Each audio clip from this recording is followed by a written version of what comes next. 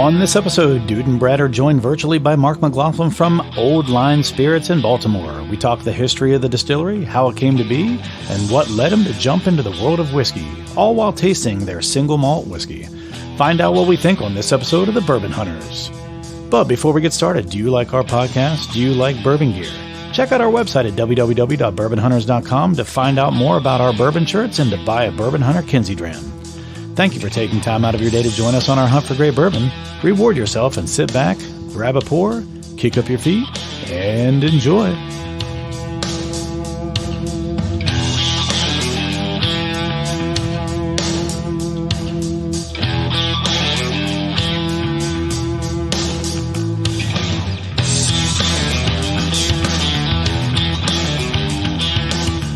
Welcome to another episode of the Bourbon Hunters. I'm Dude Poole. I'm joined by Brett Bryan. And today we have Mark McLaughlin from Old Line Spirits.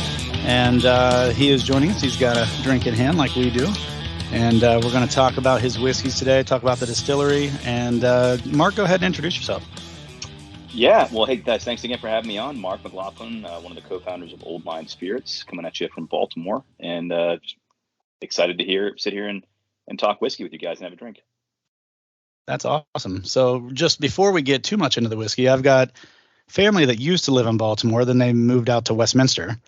And then from there, they scattered out a little bit. They're in Virginia, I think Lancaster, Pennsylvania, and that kind of area. But they're still all close to that area. So got cousins and uncles and aunts. It's a very historic area that, you know what I mean? All of that right there on the East Coast. Just a very historic. I love anytime I've gone to Baltimore, I love going down onto the bay front area there and getting some crab and absolutely crab singular. Okay, good to clarify. Yeah, and I like the way they do it down there, like where they put the seasoning on the crab, so as you're manipulating it, it gets on your fingers, then you get it on the meat. It's kind of a neat way to do it. I'd never done that before until eating there in Baltimore, so that's kind of neat. Definitely a lot of culture there for sure. So tell us a little bit about the distillery and some of the history of the distillery, and then we'll follow up with talking about yourself and how you got there. Yeah, no, well, great. Well, actually, it's funny. I'll start with just Baltimore in that, I'm not from here. I'm from the Boston area originally, and my business partner Arch Watkins, he's from Tallahassee, Florida. So we ended up just before even getting to the whiskey is kind of getting to Baltimore. Like I've been here, what year is it? 23. I've been here 11 years. And, 12 years ago, if you told me I'd live in Baltimore City, I'd call you crazy, but yada, yada, yada. It just kind of the way it worked out, Yada, yada. So, great Seinfeld reference. Yeah. Yeah, that's right. Oh man. I mentioned yada, yada, yada. All those. Yeah. I mentioned the bisque. The bisque was good. Yeah. But yeah, so it's a great little town. It's a place I never ever would have thought I'd live. And how Arch and I got here actually is probably a great way to start. Is that we're Navy buddies. We used to fly planes together for about 10 years on active duty. Yeah, it was fun. We were goose. Thank you for your service, by the way. Yeah. Cheers. Too far into it. Thank you. I appreciate that. We were the weapon systems navigator guy, kind of the goose, if you will, and did that. Loved it. And both decided to get out of the service for different reasons. It's a hard choice to make because we both loved it. But I ended up going to grad school, becoming an investment banker, and Arch went out and became an engineer. And both of our careers took us to Baltimore. After about 2 years of investment banking, I realized, actually about one day after I started, I realized it wasn't for me. But I did it for 2 years I'm a thick-headed glutton for punishment, and learned a lot. Glad I did it. Met a lot of good people, but it just wasn't the right fit for me. So this whole kind of itch had been going at me for a while of wanting to have my own business. I went from a job in the Navy where I loved flying, I loved the people. I was very satisfied with, most everything really. It was the reason I got out was mostly lifestyle. Raising a family in the military is really hard, and God bless people who do it. But that was a consideration. So at any rate, the point there is I left a career that I loved, working with people I loved, and went into this job that I really didn't like. And I'm like, this is just, life's too short. So I had this idea, I wanted to have my own business. I wanted to make something, and I love whiskey, and whiskey was just in 2014 was just starting to get to be this kind of really craft scene, if you will, for lack of a better term, was really starting to take off. So just decided, hey, if not now, when, and just quit the banking job and jumped in with both feet. So Yeah, I wish I could tell you it was a little more calculated, because that smarter person would probably tell you they came up with the whole business plan first and did this. And I just was, working 80, 90 hours a week. And when I wasn't working, I was trying to see my wife and kids. And so at a certain point, it's like, well, I'll never get off this merry-go-round if I don't just jump off. So jumped off with the idea of, I hopefully I'm average intelligence and average capability, and I have an average chance of succeeding if I try this. And that's kind of what I went with. So that was 2014. And the wild thing that happened there is that, I'd been thinking about making bourbon and rye. Bourbon, for all the reasons anybody would want to make bourbon. It's, A, it's a wonderful whiskey. B, it's quintessential American style of whiskey, and yada, yada, yada. Sorry, I'll stop saying that. No, keep it going. I don't mind it. Now I won't be able to stop. And then rye whiskey, also a wonderful category. And rye had just started the resurgence that rye's experienced in Maryland, as you guys know. It's a big, historically a rye producing state. So those are the things Arch and I set out to do. But about maybe 4 days after I quit my banking job, I was out at in Seattle for a wedding, and there happened to be the American Distilling Institute, which is, for those listening who don't know what it is, think of it's like a grassroots. It's an organization that supports the grassroots development of distilleries in the U.S. So supporting the quote unquote craft movement. And this conference was happening the same week I was going out there for a wedding in the same place, basically. So I said, all right, I'll go out there and crashed on a buddy's couch and went to this conference, and quickly realized, I knew nothing going out there, and I realized I know less than nothing. I am just a babe in the woods with this stuff. I knew I liked whiskey, and I knew this or that, but I really knew nothing. And on the second day of the conference, I bumped into a guy in his 70s. I was just sitting on a couch looking at my email, just kind of realizing I had healthcare and a job a week ago, and I didn't today, and he plopped down next to me and starts chatting me up. And within a few minutes, it comes out that I'm a veteran, and he's a veteran as well. He's an Army vet from Vietnam. And I said, hey, I'm trying to start a distillery. I live in Baltimore. And, he's like, all right, man, well, I'm selling mine. You want to buy it? So I'm like, holy smokes. So having been a banker 5 days prior doing like M&A, I'm thinking, okay, this is probably some big business. Like, who's your attorney? Who's your banker? Have you got any offers yet? Blah, blah, blah. And he's like, whoa, slow down. You're the first guy I've told. So his version of the story is he walked in a big room, knowing he came to this conference because he lived 90 minutes north of Seattle. And he came to the conference because he was looking to sell his business because his business partner was terminally ill, and it was kind of just time to move on. And he's like, I came here I figured there'd be a lot of people looking to start new businesses. So if you want to sell a small business, great place to be. I walked in, I looked around, and you were sitting by yourself like a loser. So I went over and talked to you. Well, that's funny.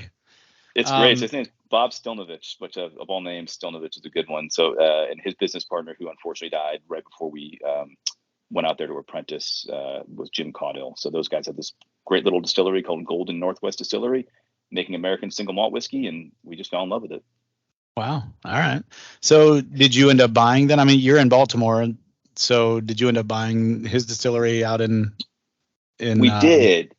So how did that eventually? So how did that work out? Are you still owners of that distillery out there, or did you move it somehow? Well, moved it, and somehow I understand why you said somehow. If you saw how small this was, somehow it would be obvious. It was very, very small. The entire thing, when we ultimately bought it, not the barrels, but the actual production equipment and knickknacks and everything else that came with it, the asset purchase, fit into a 26-foot U-Haul. It was tiny. Oh, wow. So this to kind of get to describing it, I guess. So, I left this conference. Bob had said, hey, come check this out. And I was a little bit reticent for a couple of reasons. One, it didn't fit the paradigm that was in my head of hey, I'm going to start this thing completely from absolute nothing, blah, blah, blah. Buying somebody else's business didn't figure into my thinking at the time. Not least, which is I have no money, right? So that's, you need that to buy a business. And then I never heard of an American single malt before I met Bob. At the time it was 2014. It was still very, very new. Yeah, he and Jim were amongst the first. Mm-hmm. Oh, yeah. It's not big now. It's still. It's bigger now than it was then. It's what everyone. Yeah, and I mean, I came from streaming media, which everyone said was the next big thing for 20 years. And right now, I feel like single malt whiskey is in America is that next big thing. That's the thing everyone's talking about. Like you had your rise kind of, come up after bourbon a little bit. And then now you're just starting to see a lot of these distilleries come out with a single malt. Mm-hmm. And I think that's, it's going to grow. I'm not sure where our taste buds are on this spectrum, but we definitely are seeing it more and more for sure. Agreed. And it's there's so many things I want to talk about today. One of the things will be just what you said. It is growing. Our biggest challenge, which I'll come back to later, is really the best way to sum it up, I guess, is if you think of like a busy liquor store on a Saturday afternoon in September, maybe 500, maybe 1,000 people show up. I don't know the number, but I'm lucky if what drove one person that day to the store was that they were out of American single malt and they needed more. What's driving them to the store is they're out of beer, wine, bourbon, rye, scotch, truly, whatever. So as an industry, we're almost trying to latch on and jump in the shopping cart with somebody who's there for something else. But that's just part of being in a new category. But to jump back to where we were, your question was, how do we basically get it from the West Coast to Baltimore? Went out there, and Bob invited me out. So I went out there a few weeks after that I first met him and stayed in his guest house and made whiskey with him for a couple, just followed him around for a couple of days and just loved it. Fell in love with what he was doing. And actually a friend and colleague who's recently passed away, unfortunately, Richard Wolf, was one of our board members. I don't know if you've ever heard the name. He's a great guy. And used to be the chief. Dick Wolf, I know, was L.A. Law, or no? Was it L.A.? Not L.A. Law. It was God. It always showed up. Law and Order. Yeah, Law and Order. Thank you. Yeah. But different guy. But okay. Richard went out there with me, and he's a big bourbon. He was a big bourbon guy. He was the COO of Buffalo Trace for quite a while, and he's a bourbon guy, and he's like, hey man, I think there's a big opportunity here. These guys are doing something different. They're tiny, but the juice is really good, and they're doing something different. Like, you might want to consider this. So went home, scratched together enough money to buy the business, and once we had it, we went back out, and then Arch and I lived at Bob's guest house and apprenticed for a couple months. Enough to be dangerous, and then packed the whole bad boy into a U-Haul and shipped the barrels intermodal, and then came back to Baltimore. So that was 2015. 2016, we finally that was early 2015, late 2016, we finally got a distillery close to open. So that interim was a nightmare. And the reason I bring that up is that, we came back to Baltimore ready to rock and roll. We're going to start this, it's a little tiny distillery. You can put it back together really quickly. We want to start making whiskey right away. And it just didn't turn out that way. So that's where Richard, the guy I mentioned, actually introduced us to Middle West Spirits out in Columbus, Ohio. If you guys know those guys, they're great. Yeah, they're our best friends. That's where that barrel came from back there. Oh, yeah. Oh, yeah. I was just talking to Ryan on Friday, actually. Oh, wow. Yeah, okay, that's hilarious. Yeah, he was. Great. Where was I at? That? Oh no, they were just on Black and Brown podcast, and he was traveling, and he didn't get to be on it. But okay, yeah. Yeah, so small world. They, and they're just fantastic people, and they helped us. So when we realized, we always knew we'd want to do some sort of contract production as we grow. We always envisioned we would top out what we had in-house and then go contract. But by virtue of the fact that it just took so long to get this place open, and we were depleting whiskey that we were bottling that Bob and Jim had made, but we weren't making more. It was really, that's a good way to kill your business. So right. We, Ryan Lang out at Middle West said, hey, listen, you can, we can make it here with you. You can be really as involved as you want to be, which is great. You can use your grain, your mash bill, your yeast, all these things that no one else at the time would let us do. Back then it was more sushi menu, like, hey, you want a bourbon? Take mash bill A, B, or C, and there's nothing wrong with that. You can make great whiskey that way. Yeah, contracting is definitely becoming a little bit more popular, but there's still only a handful that still do that even. So yeah, Middle West and Bardstown does a good amount now, and obviously MGP. But it's those guys. That was the best thing we could have done. I think was just learning from them and being hands. So we've been able to put away a good amount of barrels for a small company. And I don't even know that MGP does contract anymore. I think they only do sourcing now. I think they may have a select like grandfather group that they allow to do that with, but I don't think they bring in new contract distilling anymore. I could be wrong, but I thought I heard someone say that. So yeah, that's awesome. So when you made the move from Northwest over to the Baltimore area, and then you started contract distilling with Middle West, did you use the same mash bill they were using out in the Northwest? Did you bring everything? Exactly the same. So we use the same mash bill, and we started off with the same yeast. We've since made some adjustments, working with Ryan to make some slight adjustments. Still the same grain, which for us is big. and I'll come back to that in a minute. But the big thing was the yeast. As you guys probably know, that a lot of distillers and brewers don't want somebody else's yeast in their building because it can propagate. Right. It can get up in the rafters. It can do whatever, and all of a sudden, what your yeast is good for your spirit isn't necessarily good for Ryan's Pumpernickel Rye, right? So, right. But they were very confident in their ability to manage that, which they have very well. But yeah, same mash bill, same malt house. We use Great Western Malt House out of Vancouver, Washington. And that's what Bob and Jim used, and we haven't seen no reason to change. We love what they produce, and they've been doing it for forever, since 1800s, I think. Right, so let's take a real quick break. We've got 2 glasses here filled with your old line American single malt whiskey, just the regular white label. It's not the cask or bottled and bond. But so talk us through that product. Talk us through the other products you currently have out, and then let's continue this conversation about the rest of the history here, because I want to get into drinking some of this. We're going to have a pour while you talk about it too. Yeah. Yeah, please. I'm sitting here sipping myself, and I should encourage you guys to do this. No, you're good. We always do a primer, so it's not the first thing that touches our lips. And then, so we finished that a few minutes ago while you were talking, and now we're ready for this. Cool. So. Well, yeah. So what you got here is what is currently our flagship expression of our American single malt, and really what we're going for, which is continuation of what Bob and Jim were doing at Golden, is it's an American single malt, definitively leaning towards the American side, which is to say, in this category of American single malt, there's a lot of people doing a lot of great things, and there's people who kind of lean more old world, and people who lean a little more into the new oak aging like we do. So everything you're tasting now is aged in number 4 char virgin oak, very much like a lot of bourbon distilleries. So we're really embracing what that greets you off the nose, I think, is really an American whiskey. It's not going to smell exactly like a bourbon, but it's going to give you a lot of things that a bourbon has on the nose. I was going to say, for a single malt, and like I said, I don't know if I haven't had a lot of very good single malts yet. I've had a couple that I've enjoyed. Yeah, I haven't had a lot in general, I will say that. Yeah, I've had probably less than 20, but of those, I'd say over half I haven't liked. But I will say, already more promising than most single malts I've had. The nose on this is really nice.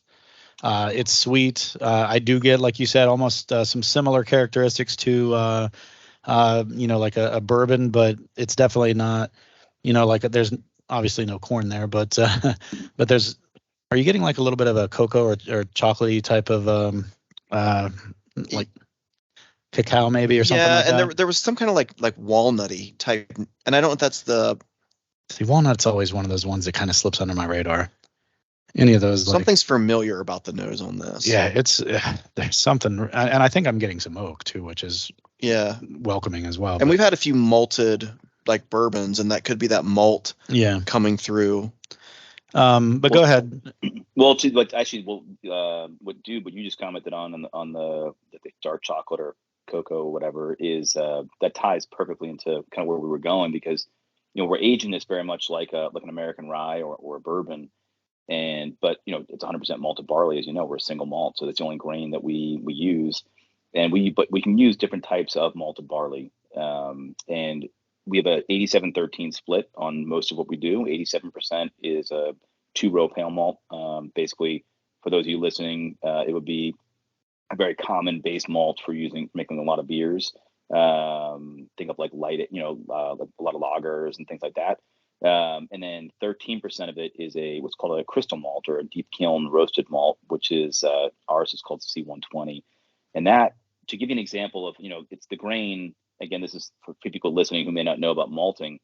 The reason that it's important that we use 2 different types of the same grain is that the malting process, the process of kind of tricking the grain into sprouting in a place called a malt house, which is another business, and then drying it out, basically kickstarting a natural conversion of starch to sugar before we get the grain.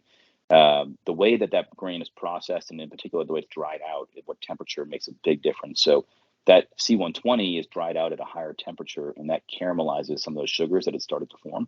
And so if you were to take a taste of the first grain I mentioned, the pale malt, and eat it before we grind it up for mashing, it would taste kind of like grape nut cereal. So think like mildly sweet, grainy, pleasant, right? But not sugary sweet yet, because it's still got a lot of carbohydrate in it. And then the other one, the C120, the 13% of our mash bill will taste like Raisin Bran flakes. So just to give you an idea of that same grain processed 2 different ways has a dramatically different flavor. And that C120 is where that dark chocolate comes from, which I think is one of the things that we're most proud of. That note that carries through. We love it. And sorry, I think one of my kids is walking in. Oh, it's my wife. Hi, Annie. So that carries through, and then later on when we talk about barrel finishes and things like that dark chocolate note just kind of pairs well with so many kind of fruity things like Madeiras and ports and cherries. So there is a dark fruit note on this too. Now that you say that, I'm gonna dive in. Yeah, when you said raisin bran, I was like, maybe that's what I'm getting. There's like that dark fruit. Yeah, and I generally that's something I don't pick up until someone else mentions it. So I've heard people say, which when I sometimes have gotten this as well, but the thing that probably resonates with a lot of people is a chocolate covered cherry. Yeah, or chocolate covered something with a stone with a kind of a pit, like a stone fruit. Yeah. Yeah. This is really nice. Yeah, this isn't what I was expecting. Me neither, and it in a good way. Yeah, no, I should clarify. Yeah. Yeah. So this, I hate to use the word. It's very, very smooth. Mm-hmm. What clean? Yeah, clean, crisp. What's the proof on this one?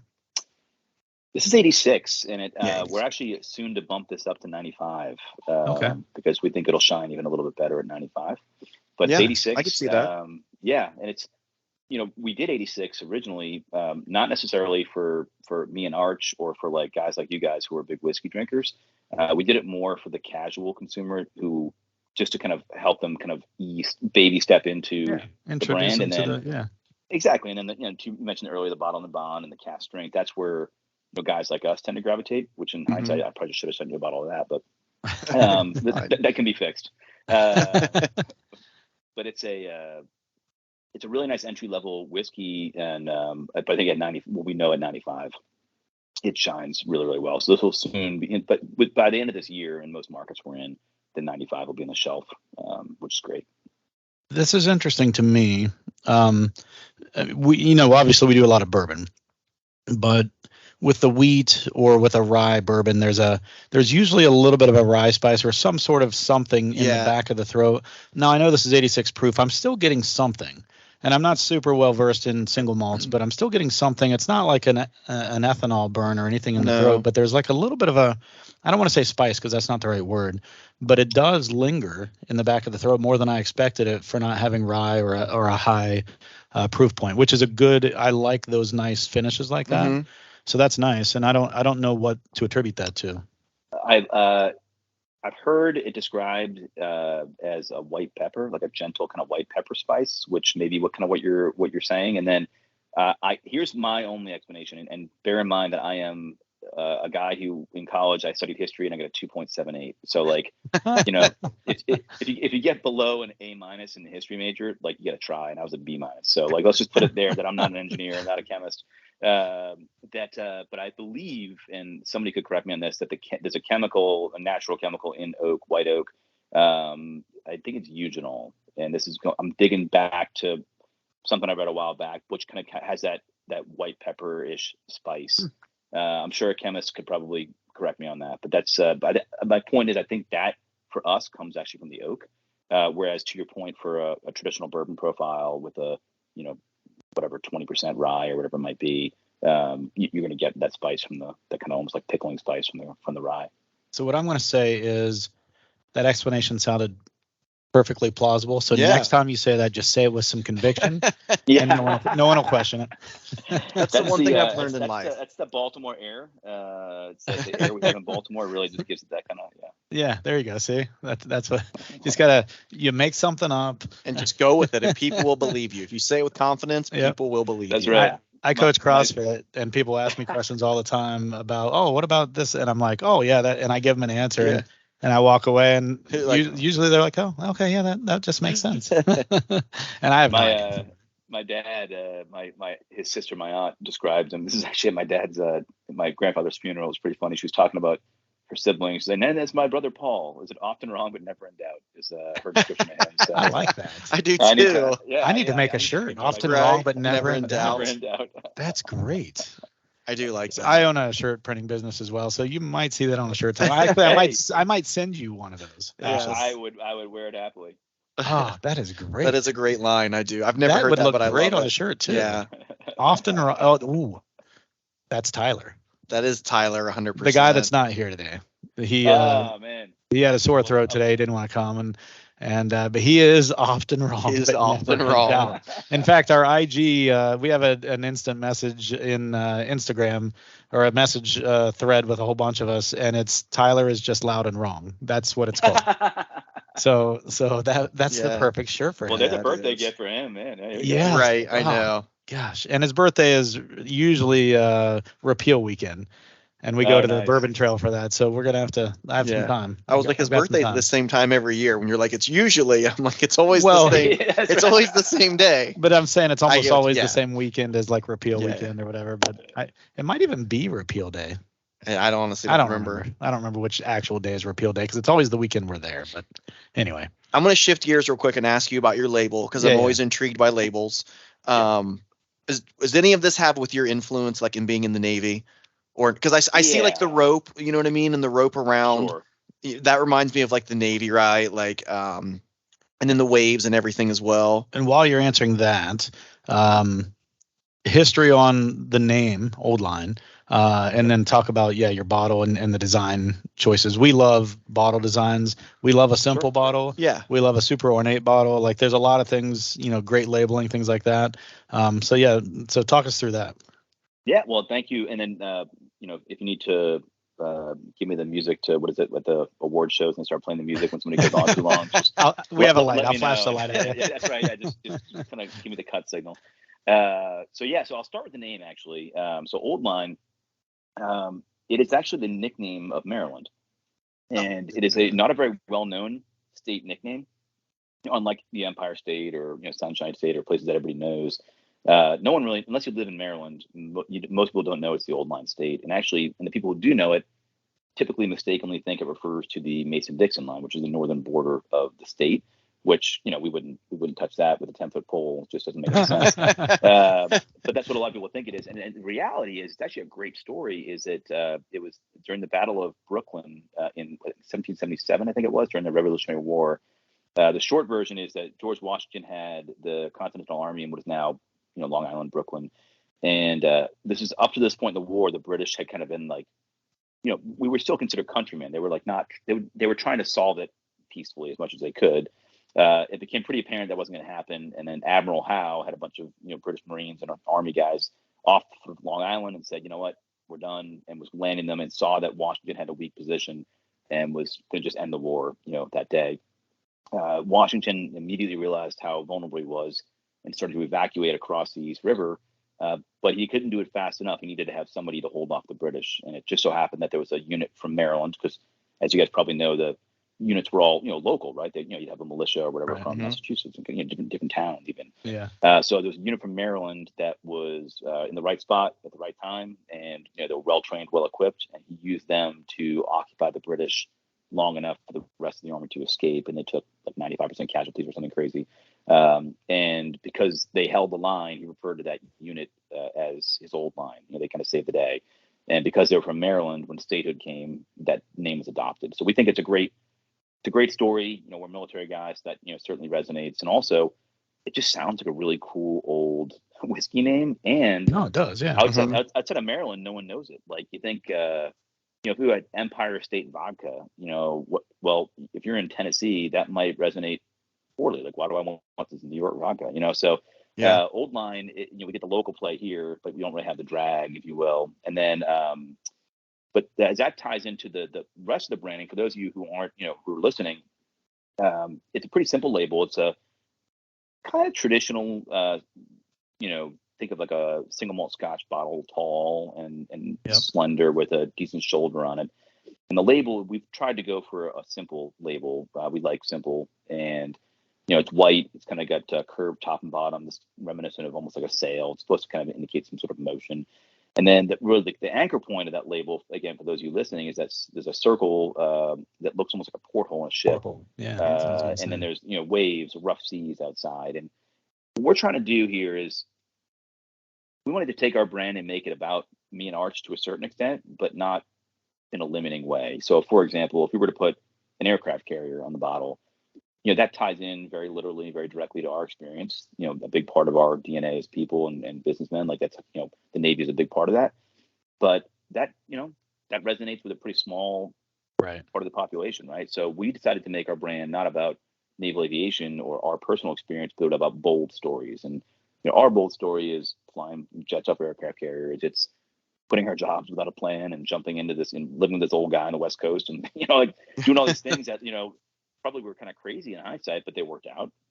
But we wanted our logo to evoke that sense of adventure and excitement and boldness that anybody can look at and feel, right? You could be anybody can look at that and we hope see those waves and get a sense of energy and excitement. And that's a relatable, it's a way to relate our story to everybody instead of it making it too narrow. And we're actually making some changes to it now. It's going to be largely the same. But one thing we found is that we've been very careful not to go too hardcore in the military thing. It's just not really our style. We're not like a pound your chest kind of brand. And there's some brands that do, and there's some that do it very well. And I think that's like great. Force Soldier and a couple other places. Yeah. Totally. Force Soldier is a great example. And they do it well. It's completely true to what they're doing. And I respect it. It's just not our style. It's just we're just different people, right? So we wanted to make it a little more subtle, and I think we made it too subtle. So we one thing we have coming up here soon is you're going to see coming up out of those waves is going to be a jet flying up, and just things like that to tie it in a little bit more literally to our past. But anyway, that's probably longer than you wanted to answer. No, that's great. That's exactly what we wanted. We love that. I mean, and who says that like you didn't do well in history? Like that was a hell of a history story. That was fantastic. And the two nerds of our trio are here. Yeah. The other one would have interrupted you 4 or 5 times by now and asked you some questions that had nothing to do with this. So it's good. What I will say confidently, when you go to Wikipedia, you might find something completely different. I'm not going to go to Wikipedia because you said it confidently. Yeah, I don't need to. But no, I mean, what I was going to say before you said porthole, I thought that looked like a porthole, and then once you mentioned that you were military Navy, that is immediately what I thought. Then the rope around it, I like the subtle nods because people who put that together will see it and potentially gravitate to it, because if they put it together, then they'll probably gravitate to it. Otherwise, they're just going to be ignorant to it and oblivious to it. But everything you said, now that I know it, is like really cool. And there's the two flags. But what I was going to say too is that it's unassuming enough that, if that's the right word, or subtle enough that just the casual observer, the casual drinker, the casual person who doesn't care about military or whatever, they're just looking for a good bottle of whatever. This will still, as plain as it is and simple as it is, it's because of the shape and the lines on it, I think it still jumps out. Yeah, it's got that old timey feel that right, but it still grabs your attention. The subtlety of it, I think, grabs your attention. I know that's kind of a oxymoron to some degree, but I feel like it grabs your attention because of how not in your face it is.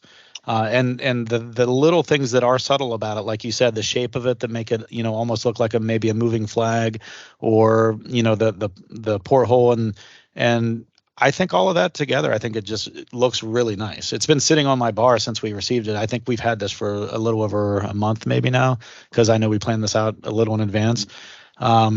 And every time I walk in there, like, it grabs my attention. So, I mean, and it's funny because I have 2 bottles from 2 different craft type distilleries, you guys and Filmland Spirits, that were sitting right beside each other. And they both grab my attention for different reasons. Theirs is like a full on movie poster, crazy, tons of stuff going on. Yours is simple and clean. And they both grab my attention. Yeah. Which is, very interesting to me because, they're completely opposite ends of the spectrum, but they both grab your attention. So I'm trying to say in a long-winded way, almost more long-winded than your explanation, that I like the label and I think it's a nice looking bottle. So that was my long-winded way to say that. I appreciate that very much. And what you are saying is exactly what we were going for. Is there's a lot of very a lot of busy labels that have a lot of energy, and they're beautiful and great. There's amazing things out there, and we were just thinking of what's our style and what's going to stand out. So, like you mentioned, there's some that do it differently, and they do it a little bit more maybe audaciously as far as what they put on their label, and that works for a lot of brands. And for us, It was what's going to be almost like its simplicity makes it stand out, and exactly like you said. Yeah. And then as far as Brett's comment about the flags, that's another little Easter egg from the military. In the Navy, Marine Corps, and Coast Guard, for that matter, I guess in the kind of the sea services, there's a term called Bravo Zulu, and Bravo Zulu is a way of saying well done. It harkens back to the days when ships would communicate with flags, and they would the flag ship, so to speak, would put up the B and the Z flag as a way of communicating, like, hey, attaboy, well done to another ship, before radios were used. And nowadays, when you get a medal, or let's say you just did something good, you might get, the captain of the ship might get on the loudspeaker and say, hey, big Bravo Zulu to blah blah blah for doing blah blah blah. So it's a way of us to, again, subtly communicate with our Navy, Marine Corps, and Coast Guard brethren that we're one of them. I figured there was a little Easter egg story with it, and thank you for sharing. I like that, because that's cool. I would have never known that without talking to you. You know what I mean? Like, that's just something small that I wouldn't have known, and I enjoy that. No, we love those kind of little details. Oh, absolutely. Again, us too, not so much. Yeah. No, so back to this whiskey, and then we'll kind of continue on this conversation. I talk about this all the time. Multiple episodes I've mentioned this. One of my favorite things about a whiskey or a bourbon or a rye or whatever, I know those are all whiskeys, but I think for me, one of the things that I love and is the good sign of any type of whiskey that I've ever had is the first drink isn't necessarily the same as the last drink. And like it evolves in your palate. The more you drink it, the more it coats your tongue, the more you have it. And maybe you breathe a little differently one time, and you pull in some flavors that weren't there before. But it's not just a flat, a flavor. And I feel like this has that. I've been drinking it now for however long we've been drinking it, maybe 10 minutes or so. And each sip I take is a little bit different than the one before, which to me is a sign of a good whiskey. Like, I always use this as an example, and just because I know everyone talks about blends, but like Blanton's versus ancient age. Everyone talks about how, you just take your ancient age and pour it into your blends bottle. No one know the difference. But if you really sit down to a bottle of each, the Blantons, again, at $50, we're fans. At $300, we're not. As you drink a bottle of Blanton's, it does actually continue to change a little bit as you drink it. It doesn't fade off. Right, and it's not flat, whereas the ancient age usually is. And so that's an easy comparison that I think most people have the ability to potentially, try. But this, I think, is a great example of that. Of the not being flat. Yeah, it doesn't fall off as I continue to drink this, right? As my Glencairn gets more empty, I don't feel like it's not falling off. I'm still getting like different flavors. I'm even getting a little lingering like in my mouth. Right, now, at the beginning I didn't. Yep. And I'm a big person when I like a lingering, flavor. Mouthfeel. Yeah, absolutely. Yeah. We're both that way. And what I always say about that is that for me, if a bourbon or any type of whiskey does that, and it's a good flavor, obviously it has to be a good flavor, but when you finish your glass, what do you want to do? You want to have more. Yeah. So it makes you want to have another pour because you feel like, hey, what am I going to get in this glass that's a little bit different, or how's it going to evolve now? So it makes you have that second glass, and to be honest, sometimes maybe a third. Well, it's my Arch, my business partner Arch, says the exact same thing. Is that like that's you almost sound like him, just like that's you want that whiskey, whether it's Old Line or something else, right? That you're intrigued, and like when you're done, you don't want to be done, right? And you want to have another. Yeah. And that's I think that's a wonderful thing for a lot of whiskeys, and I'm lucky that you consider us in that, and I feel like we are too in that realm. And to me, I think from the get go, you've always said mouthfeel, buttery. You love that. Huge. I like that too, but I think the more and more I get into whiskey of all different types, because I'm not a huge rye fan, but there are some ryes I like. I'm not a huge single malt fan, but there are some that I like. This being one of them, and I think the thing that draws me to some of those is obviously the flavor up front has to be good, but that complexity, that evolution as it sits open, as it sits in your glass, as you have more and more of it, that's something that always draws me back to it. That's something that'll make me want to have another drink of it, and maybe have it for 2 or 3 nights in a row potentially, versus okay, what am I having tonight? You know what, I'm going to go back to that because I remember last night it was really good. Maybe I ate something a little different tonight. Maybe it's going to be a little different on my tongue tonight than it was yesterday, and I love that kind of stuff. I mean, I don't know. I know I'm rambling now, but I think that's one of the things that I've really started to put my hat on as far as what I keep coming back on whiskeys, what really stands out to me. So, and you guys have that. I like it.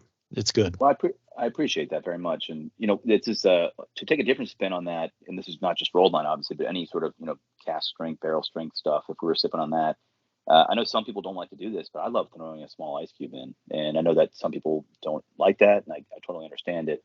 But I love not only that drink to drink transition, like you said, like as just, it breathes and your palate evolves and, just all these things, it'll change. But I just love in that moment of, I get 124 proof whiskey, put a little tiny ice cube in it.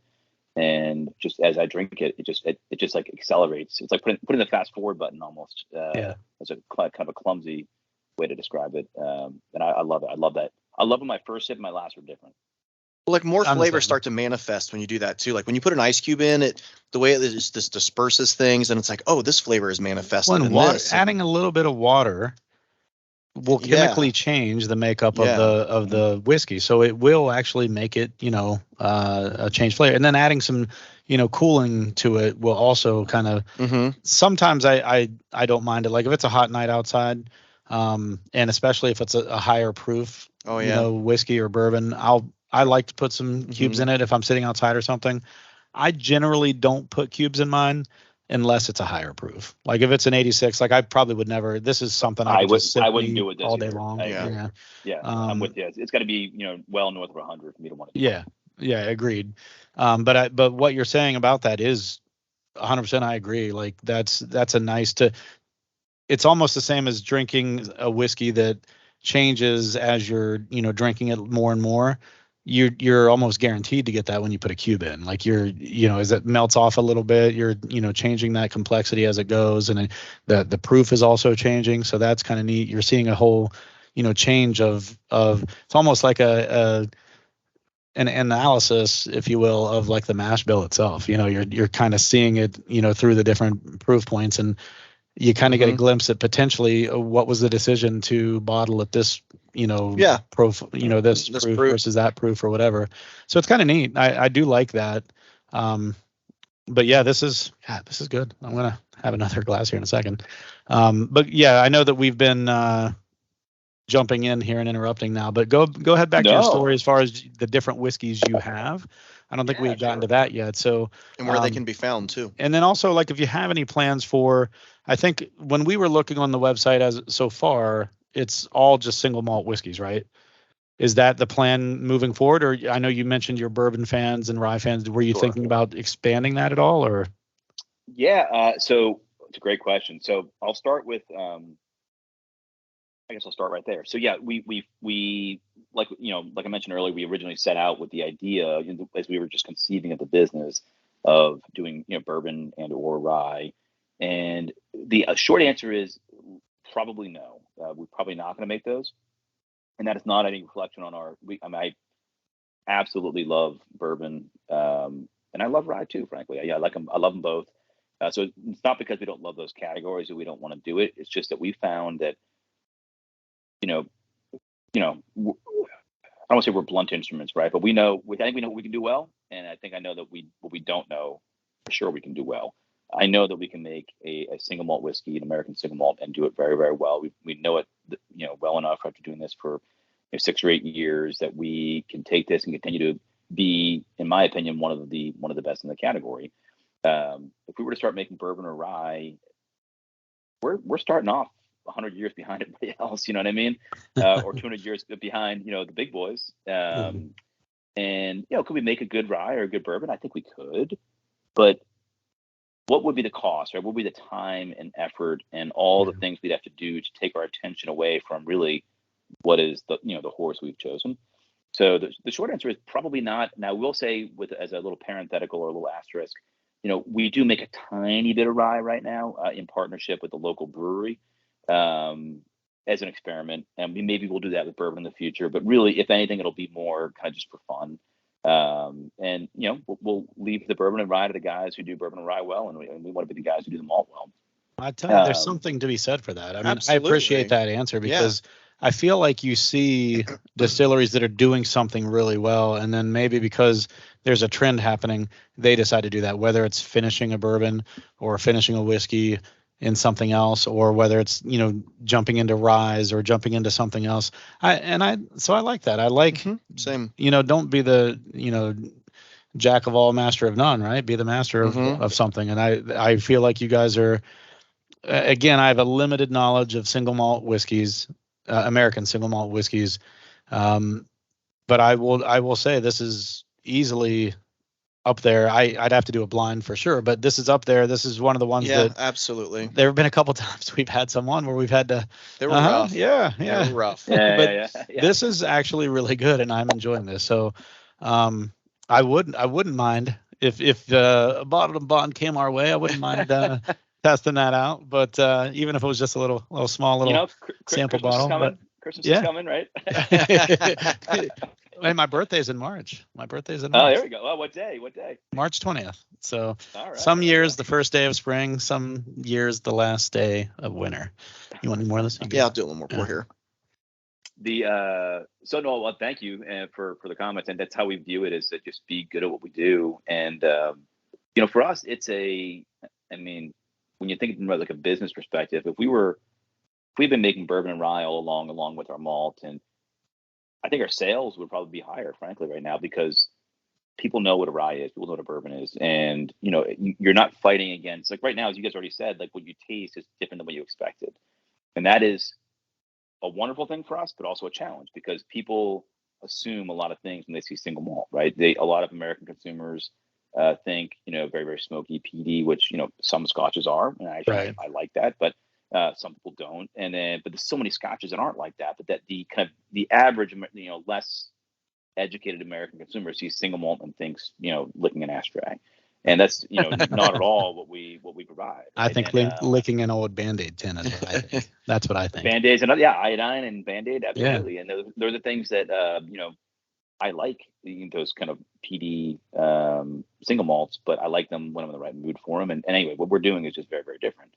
So real quick, just to kind of help with because we do have a lot of people that probably just drink bourbon, or maybe even bourbon and branch out to rye every once in a while. So define for us, we did an episode on this, it's been probably a year ago now, but define for us exactly what a single malt whiskey is. Yeah, so it's going to depend on where you are. So in Scotland, a single malt whiskey is going to be 100% malted barley, just like it is here. Are produced only on a pot still, distilled within certain parameters, just like a bourbon, within certain proofs. And then aged for at least 3 years in typically in Scotland, a used barrel. In America, we're actually not fully defined yet. We're actually on the cusp of being a real category. Right now, we're regulated by the TTB. For those who aren't familiar, the Alcohol, Tobacco, Tax and Trade Bureau, which is a spinoff from the old ATF. We're regulated as just a malt whiskey. If you think about the definition of malt whiskey, take the definition of bourbon and take the word corn out and put the words malted barley in, and that is an American malt whiskey. So we are regulated or defined that way. What we're trying to do as a category, us and other people who are making it, is proactively define what an American single malt is, because if we don't, the government's going to eventually do it, and we're inevitably not going to like what they do. So let's get in front of it and let's say, hey, this is what we think it is. And what we're trying to do is, we're not trying to recreate. Hold on. Are you trying to say that the government doesn't do things? No, I'm just kidding. Yeah. Real quick. So let me guess on this and see if I've got this right. So if it was just a malt whiskey, that just means at least 51% malt, according to standard whatever nomenclature that people use. But a single malt whiskey, does that mean it's 100% malt? Is that the definition you're trying to drive? The way we proposed it is it's a single malt. American single malt is 100% malted barley, just like in Scotland. It'll be distilled within certain parameters. In America, unlike a bourbon or American rye, where it has to be aged in virgin oak, we're proposing that it's virgin or used oak, whatever the distiller wants. And there's no minimum age, which I think is really important, because for Old Line, we've been at this for a while, so everything we do is at least 4 years, if not looking at 5 or 6 plus now. So putting a minimum age on it wouldn't hurt Old Line, but who it would hurt would be the person coming after us who wants to get started. If they want to do a 10-gallon barrel for 2 years or 2.5 years just to get started, Well, maybe classify it like bourbon. I mean, there's no age requirement for bourbon. As soon as it touches the barrel, it's bourbon. But to be straight, it has to be 2 years. And no, that's exactly how it is for us. So I think that's a good thing, because I think I don't know anybody amongst us, our peers, Westland, Balcones, Westward, all these guys, Stranahan's guys doing American single malt even before us. I don't see anybody clamoring for that, even though it would be in their self-interest to do that because they've already surpassed that. I think what we all want is this to be a big category. We want to encourage new entrants. So we're just trying to put the guardrails on enough so that people don't get too crazy and wacky and just go off into space. But we want to make it wide enough where, in American single malt, you can try one from Old Line and try one from, a great example is Santa Fe Spirits. Cole Keegan is the name of their product. Love their stuff. They are totally different than Old Line. And I love that they're different, because what you can get in American single malt is such a really, really wide range of flavors that you really can't always get as wide of a range in other categories. So but to come back to the original question, 100% malted barley. In America, we can produce it on a pot or a column still, which is great. And then aged in newer used oak and no minimum age statement. So it's a pretty wide pretty broad brush you can paint with, I guess, put it that way. So 2 follow-up questions for you. The first one is, are you guys using virgin barrels, or are they barrels that have already been used? We're using all virgin oak. It's almost entirely number 4 char. Occasionally we'll get a number 3, but number 4 char is primarily what we're using. And we'll do finishes and things like that. But the backbone of our whiskey, anything that goes either in the bottle like you're sipping now or goes into a finishing barrel, was originally in virgin oak, which is not because we have to necessarily by the proposed definition, but because we want to. That's just our style. We're experimenting with some second use oak just to see what'll happen. But everything you'll taste on the shelf will have been in virgin oak for the majority, if not all of its life. Nice. So second question, and I don't think you already answered this. Are you still contract distilling today with Middle West? And if so, what's your plan for transitioning? Are you currently doing your own distillate? Have you gotten to that point where you're allowed in Baltimore? Yeah, absolutely. So we've been distilling in Baltimore since we opened our doors in February 2017 at the distillery. At the time, we still had Bob and Jim's little 60-gallon pot still, which, by the way, is open flame heated. When we learned on that thing, that was a disaster waiting to happen. But that's we converted it to electric when we got to Baltimore because the fire marshal would have laughed at us if we tried to do otherwise. But just picture like we're in 25,000 square feet. Just picture like opening day. We had 156 10-gallon barrels of whiskey, 3 53-gallon barrels, a little 60-gallon pot still that our distiller, Jerry, God love him, had shined up like a penny. It would look great. And then like an empty warehouse. And the whole opening day was like, we had a freaking U.S. senator there. We're like, hey, this is going to be big, this is going to be big. Yeah, just use your imagination. Put on those glasses.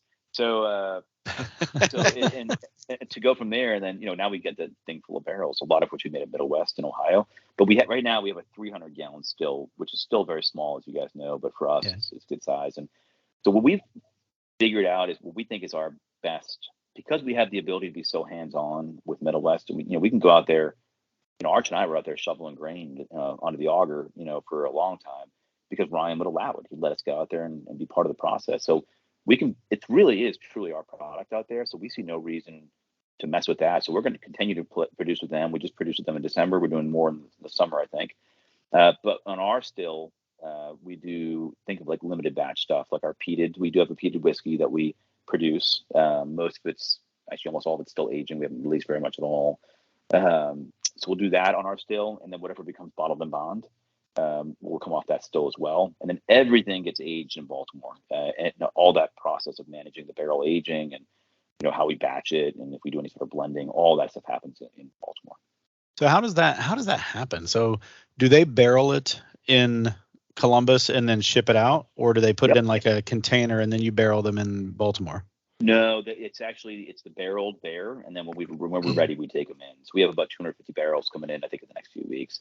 But actually, in asking that question, I realized I forgot a very important aspect of the American single malt definition is that it's got to be distilled at one distillery, which is not. That's what the single means, right? That's what the single means. Yes, and I completely forgot to mention that before. So for us, what that limits us to is even if we produced a whiskey here in Maryland and tried to mimic the flavor profile off of the Columbus still or vice versa, you couldn't link the two together. We couldn't. Yeah, to blend those together becomes either a double malt, a vatted malt, call it what you will, a blend of malts, and that's fine. It just isn't. The single means distilled at one distillery. Now it can be distilled. So as long as we don't marry together barrels that were distilled in Ohio with barrels distilled in Baltimore, then we meet the definition. So I forgot to mention that earlier. That is a big. It's a limit. That wasn't Irish and Scotch, but I didn't know if that was also the case here. So that's why I was wondering. That was why I wanted you to define that label and what that meant. So okay, you talked about you've got a peated that you make in Baltimore. Your bottled and bond is made in Baltimore. Is that right? Is that what I heard? Yes, sir. Absolutely. And so of this line right here. You've got an 86, a 100 proof, then a cask strength, right? Mm-hmm. Okay, and then you also have a peated whiskey. What else do you have? So we have we do a bunch of barrel finishes. So the finishes. So before I kind of answer that, I'll say that what we're trying to do, and time will tell if we're successful or not, is that we're trying to balance between experimenting with new things and trying new finishes and things like that, and making sure we don't put out too wide a variety, like kind of like earlier, do too many things where we can't do it well. So our barrel finishing is experimentation for us, and we found some that are certainly kind of forever for us, like Oloroso Sherry, like Brett referenced rather. Oloroso Sherry is a winner. It just works great with our juice. Madeira is a winner. Tawny Port is a winner. Sauterne is a winner, but people don't really get Sauterne. So is it a commercial winner? I don't know, right? So we try to experiment with new things, but what we don't want to do is just put out a million new products and all of a sudden be kind of flaky.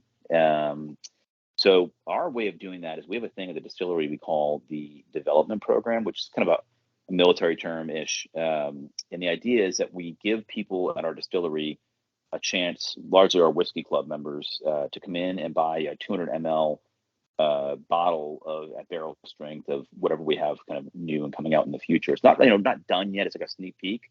And on the back of that bottle, it's got all the nerdy detail. Everything you want to know about that whiskey is on the back.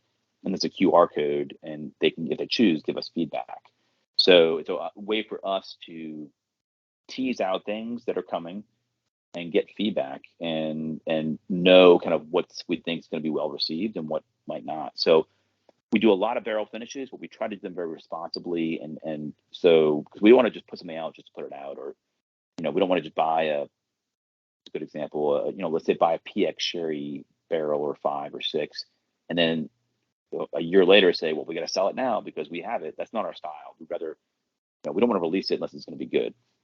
So the finishes, we're taking a broad brush right now and trying a lot of different ones, but we're releasing them via that development program to do it kind of in a very measured, calculated way and find the winners, and the winners are going to make it out to the market. So Oloroso Sherry is hands down our leading whiskey right now in the finished category.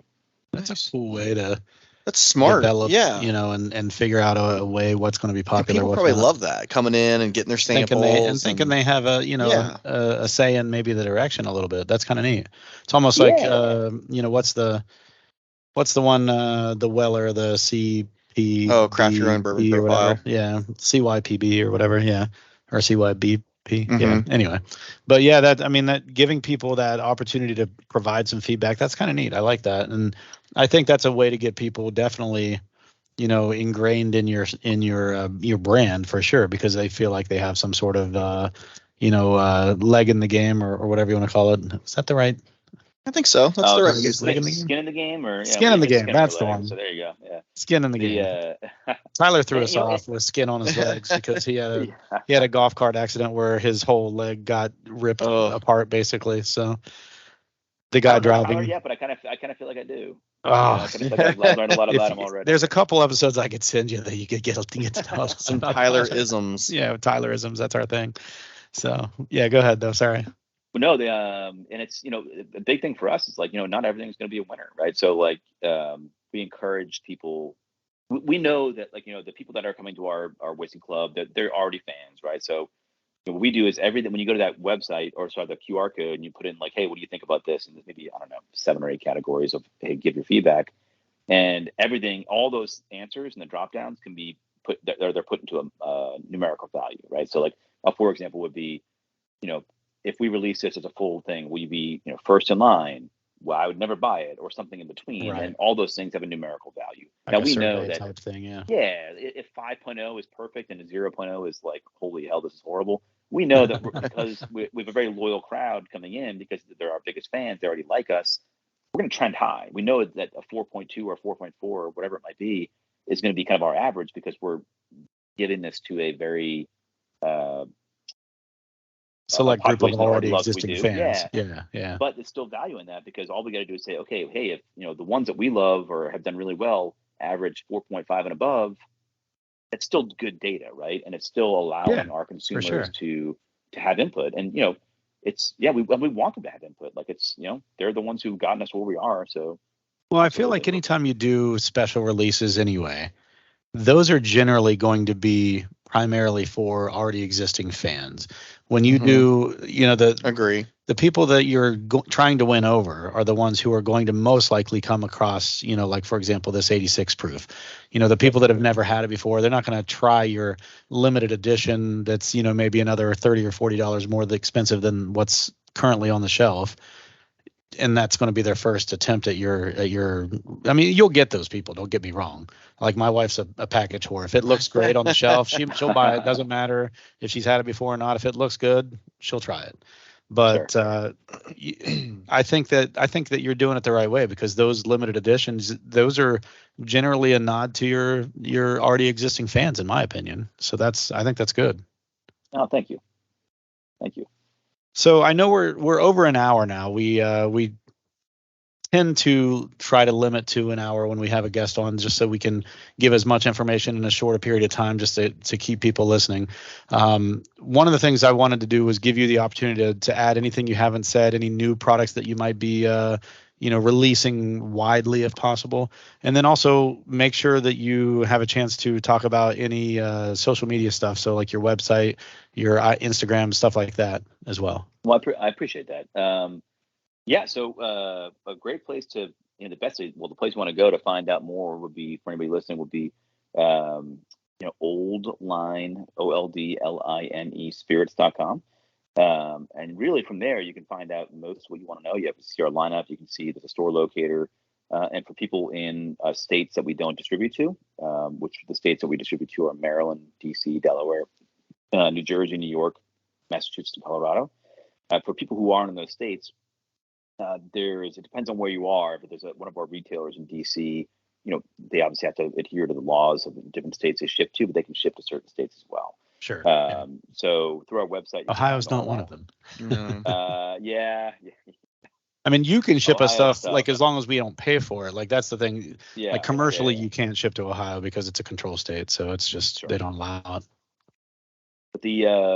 But the other way to track us would be, our Instagram, Facebook would be at Oldline Spirits. And then we have a great thing, I referenced it earlier, it's called the Quarterdeck Whiskey Club. And quarterdeck is a term for, it's when ships in port, where you come on and off the ship, where you're kind of greeted is the quarterdeck. It's, it's a welcoming spot. It's kind of, hey, you're packed from the end of town in whatever random port, and you're kind of back to the safety of the ship. And our Quarterdeck Whiskey Club is, it's free to join, and you can certainly join from our website. And really, it's just a way to get involved with what we're doing. People who are local can come to events. We're trying to do more events in market as well. We'll be doing our first Quarterdeck Whiskey Club event, I think, in Colorado soon. And it's really a way for us to, we don't want to spam anybody. We just want to give people a chance to know what's coming out and to see what we're doing. So joining the Quarterdeck Whiskey Club, no matter where you are, you can get an email probably once a month just to kind of get, we don't spam you, just kind of get an idea of what's happening. Sure. And then as far as, the message I would send, I guess, to people listening would be, my biggest thing is really for Oldline, it's more for the category. It's just American single malt is probably different than what you expect. And I think that, Oldline, certainly, I think we're doing great things. I think there's just a whole host of other companies in this category that are doing really great things, and it's different. It's no one here is trying to make anybody no longer a bourbon drinker or a rye drinker or a Scotch drinker. we realize, yeah, exactly. Yeah. So we realize that, guys like us, we have like a merry-go-round of like maybe like 7 or 8 go-tos, Sure. and then 50, sometimes, I would love it if, 5 years from now, if every bourbon drinker or rye drinker, in his or her rotation of 7 or 8 go-tos had an American single malt. We're not trying to push anybody else out. We just want to be part of the game. And I think that, people, there's a lot to be found if people open their mind to it, and I hope that people will start to. I think they will. I think one of the things that we pride ourselves in here when we have guests on is we don't open their stuff unless it's something that we've already had before, right? Until the show. So like this is not anything we've ever had until tonight. For one, it's not available in Ohio, but for two, we just make a point not to open it until the show begins. And then our first drink is on the show so that you get an honest experience with what we think of it. I know we've had trouble hiding it sometimes. Yeah. What that real experience was. We didn't have a second pour. Yeah. If you want to go back and listen, that's probably one of the ways you can figure it out. But I will say, because of that, we do give an honest, review of what we're drinking. Generally, when I don't like something, you'll say, well, I mean, it's not really my taste profile. Yeah. But I like this. And I was honestly worried for the last week or so, knowing this was our next episode we were recording, whether or not I was going to like this. Just because, for one, it's a single malt, and I haven't had 100% good experiences with most bourbons, even when they're not a bourbon that I truly, truly like, I can enjoy it. Sure. I've had some single malts that I could not enjoy at all, and this is not one of them. I've really enjoyed this. This is good enough that, yes, as Brett mentioned, I've had a second glass, and I was going to tell you, on that second glass, I was getting even more of like a chocolate-covered dark fruit type of note. It just, and in the nose too, it started popping out even more now that I've had it. And it's just really, really a nice, pleasant. That's a good word for this. This is a very pleasant whiskey, and it's. I think it's complex in the sense that I can drink it for multiple glasses, and I'm still getting some different nuances with each sip. So. I'm getting that white pepper you talked about too earlier. Yeah. As soon as he mentioned it, I didn't say this because we were talking, but as soon as he mentioned that, I was like, oh, that could be very well what it is. So. I do want to say thank you for coming on. Thank you for sending this bottle. Yes, thank you. This is going to be something that I'm going to be when I have people over all the time. I have a little bourbon room back there, and people always come down and ask what they should drink, and I'm going to put this on a couple of people that I know like some different things like Scotch and Irish whiskey and stuff, just to see what they think of this, because I really enjoy this. So I'm glad we have this, and I'm glad I have a whole bottle here because. I know. No, I'm definitely. going to push this on a few of my friends as they come over. So, well, gentlemen, this is an absolute pleasure. I appreciate it. If you guys ever make it to Baltimore, we'd love to show you around and pop some barrels. Might be there in June. Hey, there's a dog. Banks. He's the old man. He's hobbling around right now. Please let us know if I'm not here. One of us is me or Arch. One of us is almost always here. So, if I'm not here, he'll be here. We'd love, it's a great excuse to stop doing accounting and come out and drink whiskey. So you'll be doing me a favor if you come out and visit. Twist my arm, yeah. Well, we definitely like this expression that we have tonight, and we're going to keep our eye on you guys because this is definitely piqued my interest when it comes to single malt American whiskey. So American single malt, however you say it.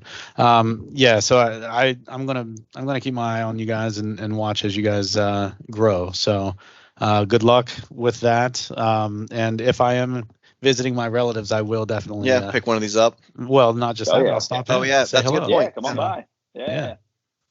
But I'll reach out to you separately about that shirt because that's a great shirt idea. Yes, that is fantastic. I love that shirt idea. I'm literally going to go back and look at the transcript and get that because I'm going to send you one. So I'll ask for your shirt size. I'm a girl small. Yeah. A medium. Medium. All right. Well, thank you for having us. Thanks for being on the show, and thanks for the sample. This was really good, and I'm glad you were able to give us some history and also some definitions of American single malt, which is nice and so informative and tasty, I will say. Thanks, guys. Yeah, thank you, man. I appreciate it. Have a good night.